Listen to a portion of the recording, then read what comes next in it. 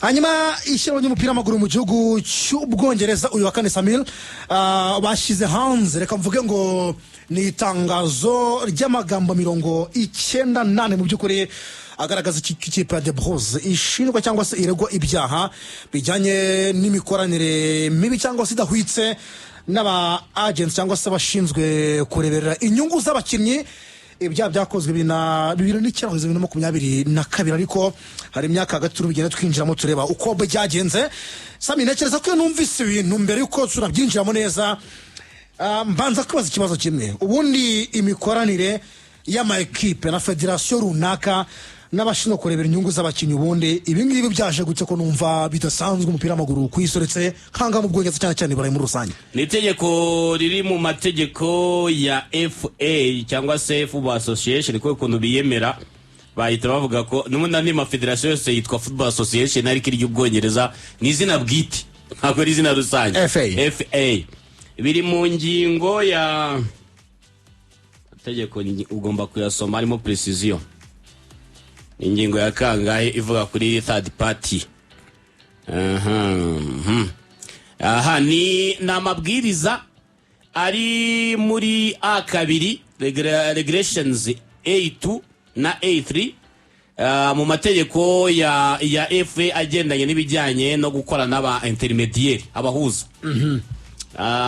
Akaba ari n'amateka agaragara mu ngingo ya mbere igika cya mbere n'ingingo ya kabiri igika cya gatatu avuga ku bijyanye na third party investment in player regulations. Ibirego 74 nibyo biri kuri no Chelsea bemera ko hari abahuza bashaka kuba hagati y'uruhande rw'umukinnyi n'uruhande rwa club nk'abantu b'ingenzi baboneka mu isoko ry'igura n'igurisha, ariko bakemera ko hari icyo bagomba kubona buriya niba ikintu cyemewe n'itegeko bivuze ngo itegeko riba rigena uburenganzira bwacyo ndetse n'ibyo kigomba kubahiriza. Itegeko bura ntabwo itegeko ribero guhana gusa ubwo itegeko ritanga n'uburenganzira ku kintu. Rero kuri mu mategeko ya FA harimo icyo bita amabwiriza agenga imikoranire y'ama equipe n'abakinnyi abantu bakora nk'abantu b'ingenzi muri transfer y'umukinnyi kwa ngo umukinnyi ava muri equipe imwe ajya mu yindi, hari equipe abarimo hari equipe abagiyemo, ariko aho hagati hari abo bita aba intermediaire abo bahuza rero bafite ibyo bagenerwa kuko turi mu isi ya business ntabwo azajyamo hagati afite akazi akora ka buri munsi cyangwa se n'igihe aba yarabihinduye ubuzima bwe bwa buri munsi umva bigomba kumutunga kuko umuntu atungwa n'ibyo akora n'ibyo abamo. Bivuze ngo hari icyo agomba kubona biba byanditswe n'amapurusantaje byose biba bihari, bimwe bishobora kuba negociable bakabiganira hagati yabo, ariko hari n'ibiri fixed bizwi. Ubundi mu mategeko international ni 10%. Yego umuntu akibaza ibi ngibi Chelsea iregwa ubyinjemo no by'umwihariko abo bakinnyi ni bande baregwa ibiki babuza bavuga iki muri rusange hari muri Chelsea bo baraganira ibiki kuri ingingo baregwa na FA. Ikintu cya mbere twabanza kumenya mbere yo kubijyamo ni ikintu cyiza uko moje bavuga atariko ko ibintu byabaye ku bwa Roman uyu munsi wa none byaba impamvu yihe kubigarura mu buyobozi bw'ikintu cyari cyo cyose. Ipfa ko institution ifite inzego zikora ntabwo harebwa abantu, harebwa ikigo, harebwa inshingano ibyo bakoze bari mu nshingano. Abo bantu niyo baba barakoze amakosa imyaka 50 icyo kigo kirahanwa. Uzanabibona hari ngiye haba ari wenda nk'umuyobozi runaka nahi wacu mu Rwanda ari nka meya wenda akagera nk'ibintu runaka datunganye uko bikwiye akava bagashyiraho undi meya akamaze ukwezi kumwe wenda ari nk'ibiraro bagombaga gukora ntibabikoze neza ntibyagenze neza, ariko niba umuyobozi umukuriye ahageze wenda urugero nk'umukuru w'igihugu arabimubaza nkaho no mu itangwa ry'amasoko umuyobozi yari ahari, ntabwo wavuga ngo byabaye ndahari ngo simbizi ikitaba wenda kandi baraguha inshingano kazaki ikitaba wenda let's say no kubiguhanira we nka individu mu gihe utabigize mu ruhare, ariko niba hari nk'ikintu cyahanirwa urwo rwego rurahanwa regardless wakoze amakosa n'igihe yaba yarayakoreye n'igihe cyaba giciyemo abaye ibyo ngira ngo birumvikana. Hanyuma uwo wakoze amakosa mu gihe cye akaba umwe nawe yahanwa gukurikiranwa agahano yego. Ariko tugiye muri kadire y'umupira ku bwa Roman wenda ibyaha byakozwe cyangwa se izi bita charges buriya tujye tunabitandukanya ni nk'ibintu bayishinja ariko icyaha nyine ntiwumve ko ari ibintu by'ibyaha nyine biri krimineri nyine ni ibintu ni amakosa ariko nyine aba yishe amategeko runaka aba afite n'ibihano runaka byateganyijwe yego ibyo rero ubundi bikubiye mu magambo 98 ari muri statement yatanzwe na English Football Association cyangwa se FA kuri uyu wa kane agaruka ku ikipe ya Chelsea rero iraregwa ibintu 74 byihariye hari ibyo mbere yuko tujya mu kubisobanura bijyana no kwica amategeko y'ibijyanye no kwishyura aba agent payments ngira ngo birumvikana relating to alleged breaches of rules on agent payments. Kandi bari ikipe yishyura aba agent amafaranga menshi Chelsea yabirimo iragura bifatika. Iki rero ni ikintu gihari. Rero muri byo hari ibyo dushobora kugenda dusobanurira abantu kugira ngo barusheho kumva bigenda gute. Ubundi ibyaha 74 bijyanye no kwica amategeko ya FA. Ibyo bitama regulations cyangwa se amategeko n'amabwiriza ngenderwaho yo gukora nabo bita intermediaries cyangwa se third party investment in players. Mu yandi magambo uziko haba hari umukinnyi hakaba n'ikipe arimo yego hakaba n'umuntu umuhagarariye uhuza ya kipe agiye kuvamo niyo yagiye kwerekezamo. Niyo mpamvu bita intermediaries cyangwa se abantu bakora ibijyanye n'ubuhuza, les intermédiaires nyine mu gifaransa. Abahuza yego ushatse wamwita umu agent, ushatse wamwita n'abita aba negotiator borohereza ibiganiro abantu kugira ngo bumvikane. Mu kinyarwanda cyoroshye ari umuntu ushaka kuba atari umunyamupira ari nko muri bisi ari umumama rwose wisengera nko muri ADPR cyangwa muri EP avuga ati shoferi yashyizemo ibintu ndakunda uwo muntu mama mufate nk'umukomisiyoneri inzu siye umukomisiyoneri arimo arashaka umukiriya ushaka kuyigura na nyirinzu. Mwandi magambo impamvu bataba specific ngo bavuye ngo na aba agent hari amadiri tuzi yagiye akorwa hatabayemo aba agent ahubwo hakabamo aba agent bakaba banarimo ariko bakabamo n'abandi. Ese minora yari yibere muri restaurant akumva diri z'abantu baganira batumvikana muri makabigiyemo bakamuyema amafaranga menshi agahita avuga ati ahangaha burya harimo agafaranga agahita yirukankiramo. Nta diri tuzi nanone yagiye yongeramo aba negotiator bavuga ngo abantu ngo byukumvikana byanze byawe ngo bakongera mu ndi muntu bafasha ku negotiate. Abo bose rero nicyo bakubira mu kiziga cyitwa ngo naba intermediate babantu kuko ubundi diri naba n'ibintu bibiri n'umukinnyi na equipe wowe ugiyemo hagati bafasha kumvikana. Ariho mudiri ngange se muzama hotel yo kubamo ese azicumbikira ese abana be muzabaha amashuri rega n'ibintu tuvuga hano tukomeza tukivugira hano gurisa tukavuga ngo umukinnyi ngazahembwaye. Nese Fabinho ajya kujya mu Barabu bavuga ngo ubwo bwoko bw'imbwa ntibwemewe muri Arabie Saoudite nuzi ko ibyo nabyo ari ibindi baganira. Ese imbwa zanjye zizagira umutekano muri icyo gihugu cyanyu ko mutazemera ibyo byose bakabiganira buri kimwe cyose yagomba kujyamo abo bantu. Icyo rero ugarutseho Samiri mu buryo bwiza cyane nicyo tugira ngo abantu basobanukirwe ibi byaha byagenze gute. Umva uko byagenze wumve nuko Chelsea sofa iri kwiregura. Baravuga bavandimwe ngo ibi byaha ntabwo Chelsea yego nkuko bivugaga yabikoze mu gihe cy'abagabo ba Todd Boyle yabikoze ku bwa Roman. Bavuga yuko ubundi byabaye hagati y'umwaka wa 2009 na 2022 yego aho ariko imyaka yihariye cyane ngo ni sezo ya 2010 na 2011 na 2015 na 2016 izo sezo ebyiri uzandike 2010 2011 2015 2016 izo sezo ebyiri byihariye zabayemo ibyo byaha nyine cyane. Umva rero kuntu Chelsea iri kubivuga ari nabyo yabwiye inzego zose bireba z'umupira. Samiri baravuga bati ibyo ntibidutunguye. Ubwo ni uruhande rwa Todd Boyle baguze equipe. Bati nubundi twari tubyiteze ko bishoboka. Bati mwibuke ko tugura equipe ya Chelsea ku gaciro ka biliyoni 2 na miliyoni 500 hari miliyoni 100 z'amaero cyangwa se 135 z'amadolari tutishyuye nyuma yuko twavuze yuko hari unforeseen liabilities after examining the club's finances. Ngo hari miliyoni 100 z'amaero batishyuye bavuga ngo ntitwazishyura kuko turebye ibijyanye n'umutungo wa ekipe uko wakoreshejwe mu gihe tutari abayobozi ekipe ifitwe na Roman, aya mafaranga ntabwo turi kubona aho yagiye cyangwa icyo yakoreshejwe. Therefore ntitwagura ikipe ku gaciro muri kutubwiraho nubwo twamaze kubyumvikana mu gihe bigaragara ko hari miliyoni 100 natwe tusa naho tutabonye mu bitabo bya ekipe. Kuko agaciro kagenwa nyine harebwa ibyo byose, ekipe yakoresheje umutungo, yaguze abo bakinnyi, ifite agaciro cyagenze neza, nta kibazo kizaba nk'ibyo none bakayikora cya kintu kwita igena agaciro.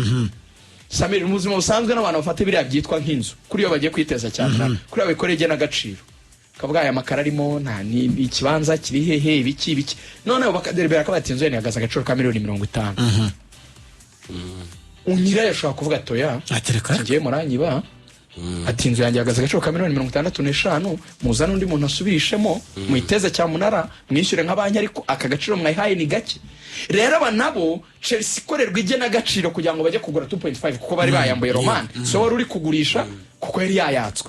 Abakoze igena agaciro bayibariye 2.5, aba barayishyura, ariko bazawe rero none dokima za ekipe, bahawe ibitabo bya ekipe by'umutungo, mu gusubiramo basanga hari miliyoni 100 z'amayero zisa n'izitazwi aho zerekeje, ari byo bise unforeseen, zitaza aho zagiye ngo babona zaburi wirengero. Ukoresha ijambo ryiza cyane. Noneho bakoresha icyo kintu bavuga bati ubwo se namwe ntimwari mubizi nyine ko ayo manyanga yaba yarabaye, ari no mpamvu mwemeye ko nyuma yuko tubigenzuranye izo miliyoni 100 zaburi wirengero nizo zaba zaragiye muri ayo manyanga nyine. None si cyo cyaha ko twakibonye tujya kugura ekipe, muraza kukituryoza gute cyarabaye tudahari kandi natwe twaranacikomye nubwo tutari tuzi en realite cyangwa mu by'ukuri ngo ikibazo nyirizina cyatumye izi miliyoni 100 zibura zaburiye he, zaburi wirengero zerekeza kuri bande ryari gute ahe matariki. None mwubwo mwabivumbuye ibintu byakabaye ikibazo, sinzi niba mumva logique yabo, mwakabaye mubyemeranya ati hey tukumene za miliyoni 100 mwanze kwishyura, kumbe zaje mu buryo budakurikije amategeko. Mbese nibyo ntimwakabiduhaniye kandi twe twaragaragaje ikibazo nubwo tutari tuzi nyirizina k'amafaranga yagiye mu agent, ariko bafite ingingo abagabo cyane cyane ko ayo mafaranga nkuko bivuze ayo mafaranga niyo bishyuraga aba agent mu buryo burenze. Bajye kugura basanga bo baguze na leta, baguze na leta yavuze the blues yari yifite kandi FA nayo ni ya leta cyane. None ni nkuko wabuguze ikintu na leta y'u Rwanda, Ferwafa ikaza kugutezaho rwa seri ukavuga ati ibi bintu ko twabikemuye na leta, Ferwafa kungarutseho urambaza iki? Nibyo rwose ibintu nitwabikemuye. Bivuze ko izo miliyoni 100 batabonye nizo zishyuye aba agent mu mafaranga y'umurengera byanze bikunze. Turanazinjiramo Samira agenda afasha gusesengura. Ubundi Chelsea umva ibyo bayishinja. Chelsea are accused of making payments worth millions of pounds in relation to player signing. Ubwo nicyo twari tumaze kuvuga, irashinjwa ko hari amafaranga mu mamiliyoni y'amapaundi bagiye bishyura kugira ngo basinyishe abakinnyi. Ayo mafaranga akaba atarabaye registered muri clubs account zabaye submitted muri FA Premier League na EFA. Tuvuga ngo Bwongereza tugiye hanze y'Ubwongereza. Abyumvise? Yego. FA icyo kintu gisobanuka. Premier League na EFA. FA ubwo ni Football Association. Yes. Ubwo ni nka Ferwafa. Yego. Premier League ubu byaroshye mu Rwanda. Ni kwa noza ni kwa Shire. Na Jire. Hari abita ngo muri Rwanda Premier ngo muri Rwanda Premier League board. Muri league. Kwa ba Nigeria na bagusi na ba Jire na ba Mudaherana. Aho ngaho. Ndetse no muri EFA. Muri EFA ubwo ni muri CAF. Ubwo ni muri CAF hamwe tutagera cyane. Tugiye kwa Sefere. Turabibuza no mu Rwanda kugira ngo abantu bibaza impamvu basaba meeting izo document. Nuko one FA niyo regulator nyine umupira imbere mu gihugu. Premier League ni itegura irushanwa muzakina nyine rya Premier League. Hari amarushanwa ategurwa na FA ikeneye kumenya abakinnyi. Hari amarushanwa ategurwa icyiciro cya mbere cyo ni cya Premier League. Bo nicyo bategura hakaza na yiramo n'ikintu kuko FA ga nitanga abasifuzi. Ntago uruhare rwawe cyangwa ijambo ryayo ryabo. Oya gukitwa umupira rega n'abana bari gukina kare muri quartier FA bibisi cyane. Ndetse wahize ngo Ferwafa ujye gukina muri quartier cyaka kuvuga ati abo byose bihera aho ngaho. Igomba kuba biriyo. Aho rero bikomerera muvandimwe. Iyi EFA nayo nyine bagomba kwimenyesha. Umva rero zimwe ngo mu ngingo zihari z'ibintu bitari bisobanutse. imwe muri transferi ya Eden Hazard kuri miliyoni 32 ava muri Lille 2012, iya William Borges da Silva, iya Samuel Tofis, aba bavaga muri Makashkara za 2014 gutyo nabo baguzwe miliyoni 32 bose respectively, ubwo babivuze bombi. Nta kintu na kimwe aba bakinnyi bo babona bakoze nabi bo nk'abakinnyi, ariko imwe mu mpamvu rero bari kurega Chelsea cyangwa se bayishinja, reka mbyite kuyishinja, accusations zatumye bene abaseriye, ngo iyo ugiye muri process y'igurwa ryabo urebye figures cyangwa amafaranga batanzweho, Chelsea ngo yakoze icyo bita guhayaringa independent accountants firm